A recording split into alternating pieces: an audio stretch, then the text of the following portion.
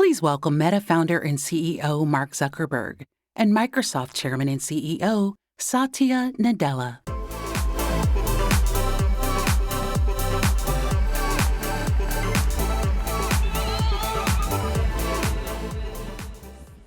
All right, good to see you all again. I hope it's been a good day. A lot of exciting stuff.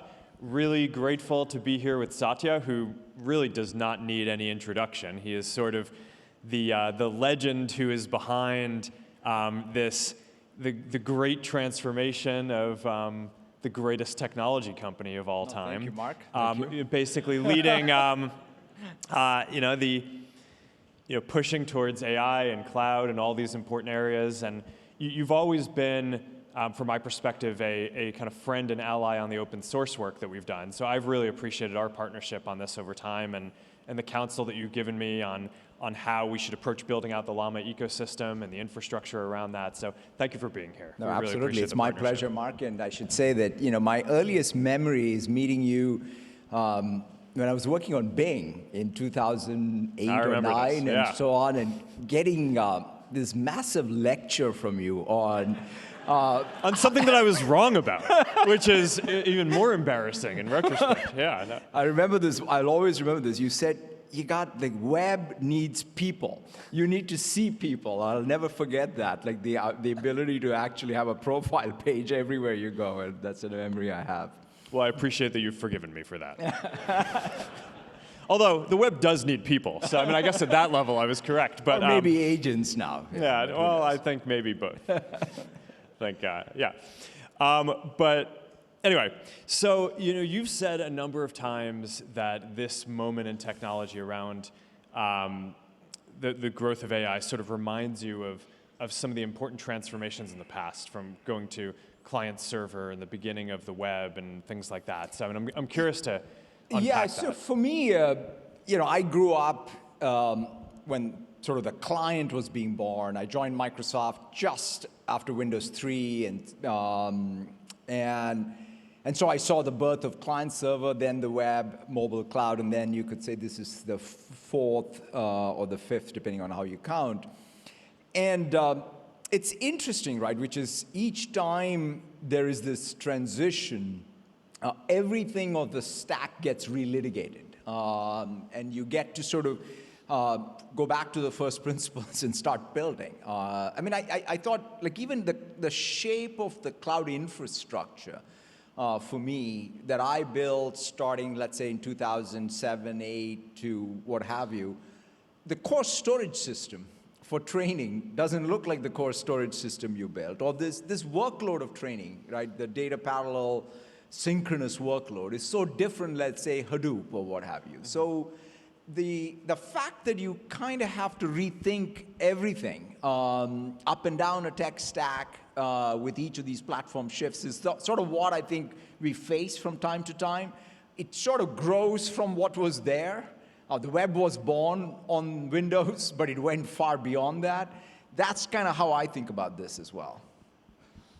Yeah, that makes sense. I mean, you've made this point a bunch of times around how as things get more efficient, it changes the way it works, and people just end up consuming a lot more of the services, right?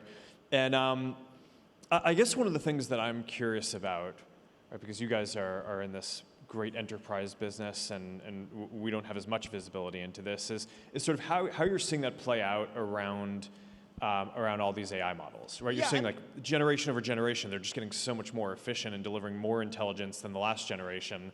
And obviously it's all happening super quickly, so I'm not sure kind of what you see in that, but yeah, I mean, if you think about it, right, which is, we were all, a few years ago sitting around and saying, oh my, what's happened to Moore's Law? Is it over? What do we do?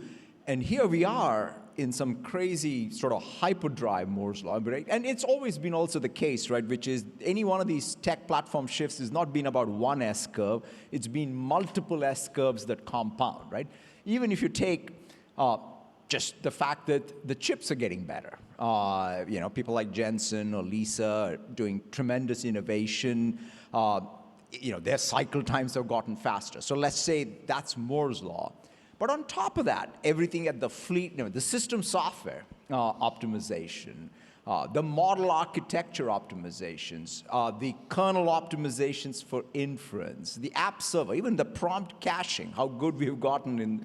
And so you add all of that up for every 6 months, 12 months, you have a 10x perhaps improvement, right? And so when you have capability improvement of that rate and the prices drop at that rate, fundamentally consumption goes up. So I'm very optimistic that we are at a stage where deep applications can get built. And so these things where you have an orchestration layer with these agents, with multiple models, I feel like we're at that place. Because if you think about even the first generation of apps, they were very coupled to one model. But we are finally getting to multi-model applications where I can orchestrate, in fact, a deterministic workflow, an app, an agent that was built on one model, talking to another agent. We even have these protocols are helpful, whether it's MCP, whether it's A2N, whatever. These are all good things. If we can standardize a bit, and then we can build applications that are, taking advantage of, I would say, these capability building, but it has flexibility. And that's where I think open source absolutely has a massive, massive role to play. Yeah, well, I definitely want to make sure we can get into discussing how to use multiple models together. And I think that there's this whole kind of concept of a distillation factory and the infrastructure around that you think Microsoft is well positioned to basically provide as there are multiple models. Maybe we'll come back to that in a minute. But before we do that, Microsoft obviously has been on this interesting journey around open source, right? And this is one of the big things that you did, under your leadership early on, was embracing it. And you had the early partnership with OpenAI, but then also were very clear that in addition to working with closed models, you wanted to make sure that Microsoft served open models well. And I'm curious how you think about that and how you think that the open source ecosystem is going to evolve and why that's important to your customers and how you think about that with all the infrastructure that you're building. Yeah, it's interesting you ask that because I grew up, in fact, one of my formative jobs at Microsoft was also making sure that we had interoperability with the various flavors of Unix out there between NT and Unix. And that taught me one thing, which is interoperability is what, first of all, customers demand. And if you do a good job of it, that's good for your business, and obviously you're meeting customers where they are. And so to us, I think that's what has shaped my thinking when it comes to open. I mean, I'm not dogmatic about closed source or open source. Both of them are needed in the world. And in fact, I think customers will demand them, right? Even if any one of us has dogma, it doesn't matter, because at the end of the day, the world will break that way, which is there will be a need for it. So given that, I think, for example, there was SQL Server, there was MySQL, or Postgres. There's Linux, there's Windows. In fact, there is Linux on Windows. In fact, my favorite thing to use is WSL on Windows, because it just makes it easy to take a lot of the dev tools and deploy them on Windows. So overall, I think having a posture that allows you to mix and match these two things is super helpful. It also fits with what you just talked about, because a lot of my enterprise customers want to be able to distill, in many cases, models that they own. It's their IP. So that in that place where an open weight model has a huge structural advantage compared to a closed model. And so I do feel that the world now is better served with great closed source frontier models, great open source frontier models. And to us as a hyperscaler, this is a great thing, because after all, our job is to serve. Like if you go to Azure, you can get fantastic Postgres, you can get great SQL Server, or you can get Linux or Windows VMs. Same way, we want to have the choice available and great tooling around it. Yeah, so what's basically kind of the pitch or the role that you see Azure playing for open source, but I guess across all of these? It doesn't need to be exclusively that. So for developers who are getting started, like where are the areas that you're trying to differentiate and be the best? So the first thing is, it's not like an AI workload just has an AI accelerator and a model that, at inference time, right? Because the reality is, in fact, if you look at underneath any AI workload, there's storage, right? There is other compute than an AI accelerator, and there is a lot of dependency on the network and so on. So the core infrastructure, so for us in Azure, we want to build compute storage network plus AI accelerators as even infrastructure as a service that's world-class for someone who wants to be able to build the next generation of agents. Then above that, we're also building with Foundry an app server. Like, for example, every platform shift of ours, there's been an app server. How do you package up all the services, search or memory or safety, all of these services that are needed for someone, or evals. These are all things that every developer is trying to go do. So if you wrap them all in, frameworks for them, tools for that, that's, I think, the core. And then the other one is we're very focused on GitHub Copilot as the tooling as well. We're excited about sort of the progress that's making. So the combination of great tools, great app server, and great infrastructure for us is what I think is needed to accelerate application development. Yeah, so how, you mentioned agents and increasing productivity, and that's obviously a huge theme for the whole ecosystem and community. I'm curious, how are you seeing that play out inside Microsoft? And then also, how are you seeing that, what are some of the most interesting examples that you're seeing with developers? Yeah, I mean, I think the thing that obviously has been most helpful for us to see is what's happened with software development, right? I mean, there are a couple of things. If you look at even the evolution of GitHub Copilot, you started with code completions. Then you said, let's add chat. So that means you don't need to go to Reddit or Stack Overflow, and you could stay in the flow. So that is good. Then the agentic workflow, so you could just go assign a task. So those three things, if I look at even any one of us using it, you're using all three at all the time, right? So it's not like one substitutes the other. And now you have a proto-SWE agent even. And so you can literally go high-level prompt, or you can just get a PR assigned to a SWE agent. So all four of those and the productivity gains, the biggest lesson learned there, Mark, is you got to integrate all of that with your current repo and your current developer workflow, right? I mean, it's one thing to build a new greenfield app, but none of us get to work on complete greenfield all the time, right? So you are working in a large code base with a large sort of set of workflows. So you got to integrate the tool chain, and that's the systems work that I think any engineering team has to do, and that's when you see the productivity. The same applies, quite frankly, for the rest of knowledge work as well. So when, in our case, with Copilot deployment for knowledge work, if you take sales, like one of the things I always describe is let's say I'm getting ready for a customer meeting. The workflow of how I get ready for an enterprise customer meeting has not changed since 1992 when I joined Microsoft, right? Basically, someone will write a report that'll come in email or will be shared in a document, and I'll read it the night before. Now I just go to Researcher in Copilot, and I get the thing which is the combination of what's on the web, what's internal, and even in my CRM, all done in real time. Right? But that's a change, and there's no need for somebody to prepare anything just because it's all available on tap. Yeah. So it requires you to change work artifact, and workflow, and that's a lot of change. And it happens slowly at first, and then all of a sudden, right? I saw that with the PCs, right? I think about how the world did forecasting before email and Excel. Like the faxes went around. Yeah, I guess you never lived that world. I was in middle school. Yeah, no, it's.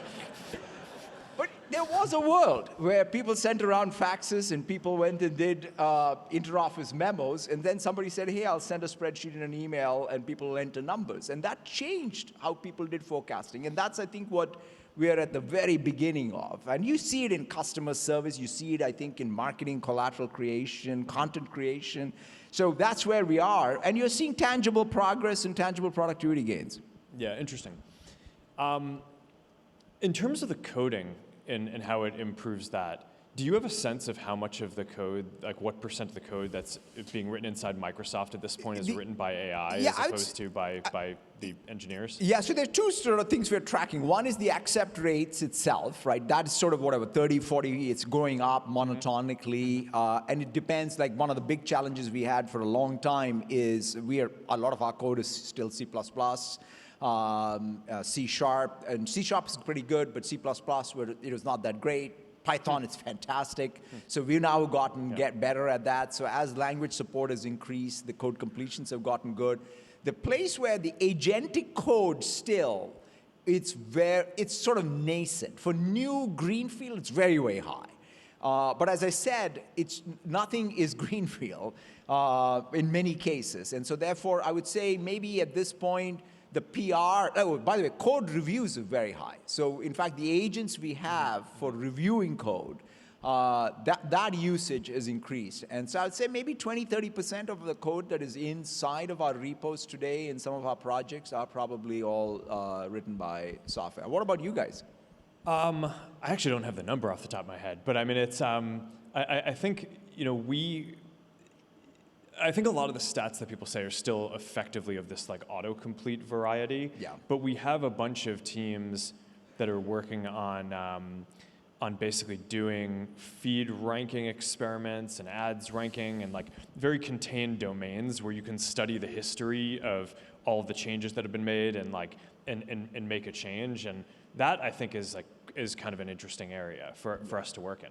But the big one that we're focused on is building an AI and a machine learning engineer to advance the Llama development itself, right? Because I mean, our bet is sort of that in the next year, probably, I don't know, maybe half the development is going to be done by AI as opposed to people, and then that will just kind of increase from there. So I was just curious if you were seeing something similar or different.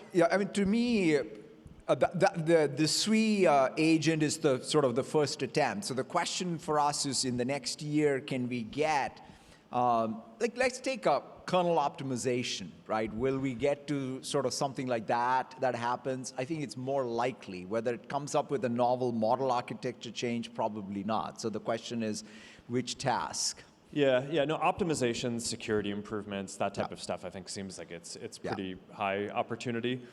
Yeah, no, I mean, we're also trying to solve a different problem on it because, I mean, you guys serve like a lot of developers and engineers, that's like your core business. Whereas for us, we're thinking about this more as a thing to improve our internal development and then improve the Llama models, which other people can use, but it's not something that we do the end-to-end workflow on in the way that you do. So it's always just interesting to hear how you're thinking about that. Yeah, and the other thing for us is, to your point, our core business, in fact, Bill started the company as a tools company. And so to us, the interesting thing I think about now is maybe the way we should reconceptualize our tools and infrastructure, quite frankly, are the tools and the infrastructure for the agents to use. Because even the SWE agent needs a bunch of tools. And what shape should they be? What should their infrastructure, what should their sandboxes be? So a lot of what we're going to do is essentially evolve even what does the GitHub repo construct even look for the SWE agent?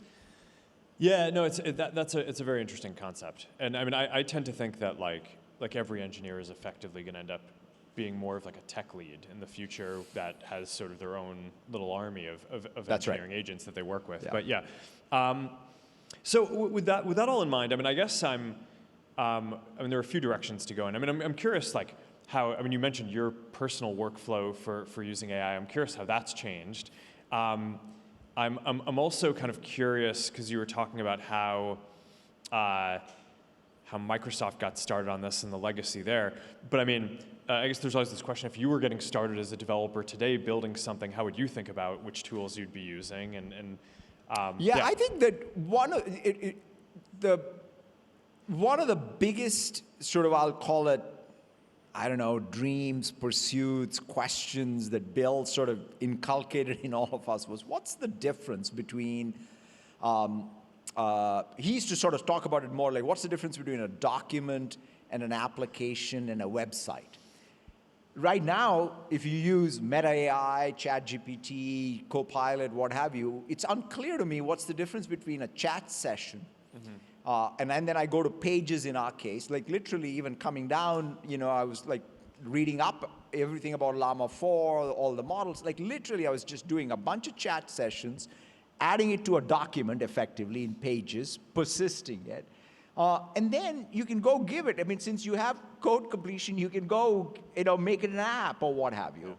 And so this idea that you can start with a high-level intent and end up with what is an artifact that is a living artifact that you would have called in the past an application is going to have profound implications, I think, on workflows. And I think we are at the beginning of that. And that's what my dream is. So if I sort of say, as a builder of infrastructure and tools and as a user of it, these artificial category boundaries, not artificial, or these category boundaries that were created, mostly because of limitations of how our software worked, perhaps you transcend. In fact, the other thing we used to always think about is, why are Word, Excel, PowerPoint different? Why isn't it one thing? And we've tried multiple attempts of it. But now you can conceive of it, right? Which is you can start in Word and you can sort of visualize things like Excel and present it, and they can all be persisted as one data structure or what have you. And so to me, that malleability that was not as robust before is now there. Yeah, interesting, makes sense. So one of the things in our conversations over the years that has kind of stuck with me, I feel like you have a very kind of, I don't know, it's a very like reasonable way of looking at the way that technology trends unfold. And there's all this hype around AI, and I feel like you've been able to kind of see through that and make very rational investments at each step along the way. And one of the points that you've made is that, okay, there's all this hype, but like really at the end of the day, if this is going to lead to massive increases in productivity, that needs to be reflected in major increases in GDP. And that this is going to take like multiple years, many years to kind of play out. And I'm curious how you think, what's your current outlook on sort of what we should be looking for to understand the progress that this is making, and how we would, and kind of like where you expect that to be over like a 3, 5, 7 year period? To me, I think that's right, because to us, I would say it's a pretty existential priority, quite frankly. The world needs sort of a new factor of production, an input that allows us to deal with a lot of the challenges we have. And the best way to think about it is, hey, what would it take, let's say, for the developed world to grow at 10%, right? Which may have been some of the peak numbers during, let's say, the Industrial Revolution or what have you. And for that to happen, then you have to sort of have productivity gains in every function, right? In healthcare, in retail, in broad knowledge work, in any industry. And for that to happen, I think AI has the promise, but you now have to sort of really have it deliver the real change in productivity. And that requires software and also management change, right? Because in some sense, people have to work with it differently. People always quote what happened with electricity, right? It was there for 50 years before people figured out that, hey, we got to really change the factories to really use electricity differently, right? And that is the famous Ford case study. And so to me, we are somewhere in between. I hope we don't take 50 years. But I do feel that by just thinking of this as the horseless carriage, is also not going to be the way we're going to get to the other side. So it's not just tech. Tech has got to progress. You got to put that into systems that actually deliver the new work artifact and workflow.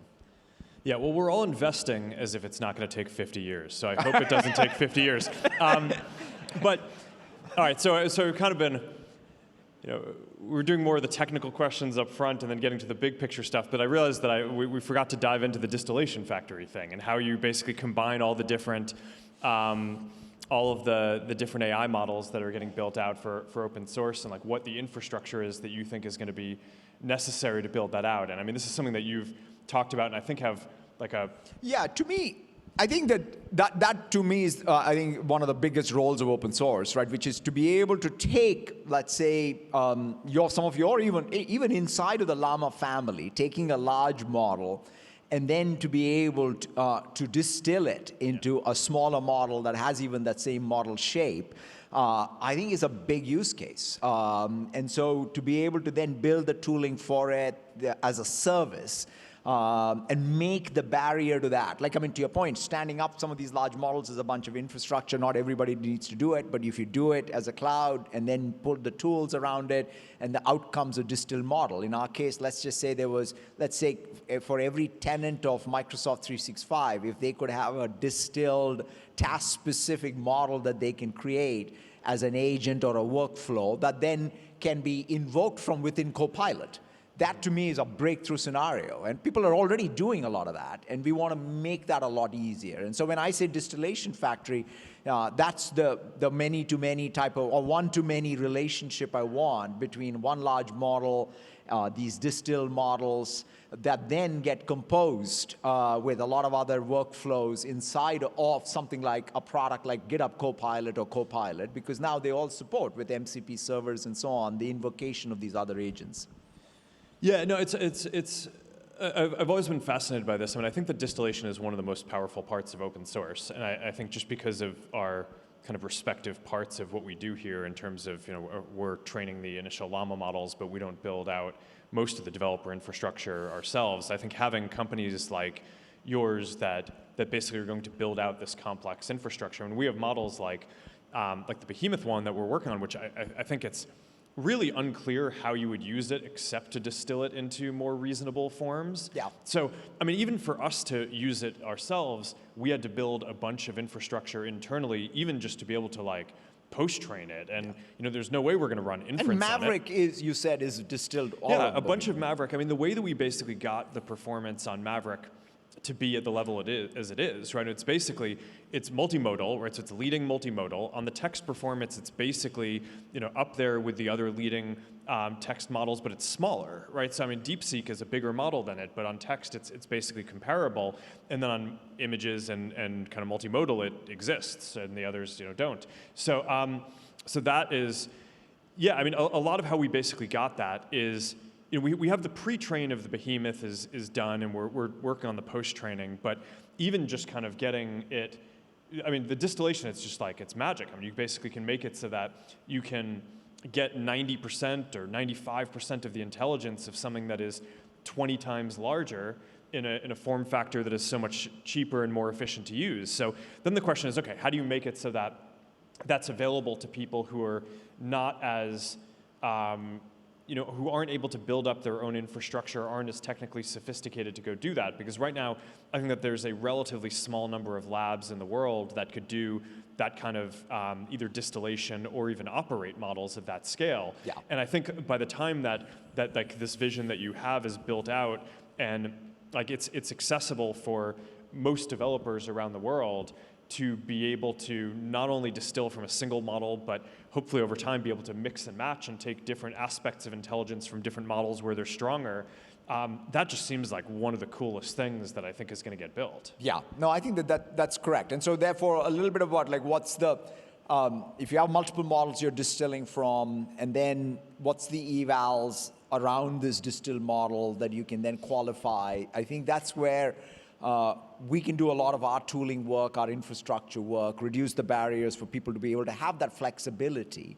And the good news here is it's sort of already started. People have, there's existence proof of all this. It's just a question of can you reduce the barrier to building all of it.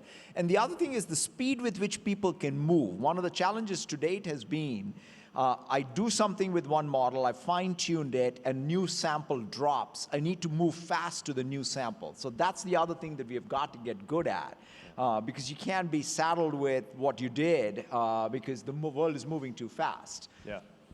Yeah, and also, I mean, developers just need things in different shapes. I mean, the Llama 4 shape of 17 billion parameters per expert was designed because the atomic unit that we have at Meta is an H100. Yep. Right, so we want to be able to run these things very efficiently on that. It's one of the things where, I mean, you look at some of the other models that have come out, some of the other open source models, it's they're good intelligence, but sort of awkward to inference because of the scale, and maybe they're targeting different kinds of infrastructure. But we built this for kind of server production, but a lot of the open source community wants even smaller models. So to be able to build, the most popular Llama 3 model was the 8B. And we'll work on a smaller version. I talked about that earlier. The internal, we refer to as Little Llama, but we'll see what we actually ship at AS. But being able to basically take whatever intelligence you have from bigger models and distill them into whatever form factor you want to be able to run on your laptop, on your phone, on whatever the thing is, I think is just, I don't know. I mean, to me, this is one of the most important things. Yeah, and also I think you guys are obviously working on this, and and I think that this is good to see, which is if we can get to these hybrid models, whether it's MOE, dense, plus thinking models that combined, and then you're able to get the latency that you want or the thinking time you want, and it's flexible. That I think is where we will all want to end up. Yeah.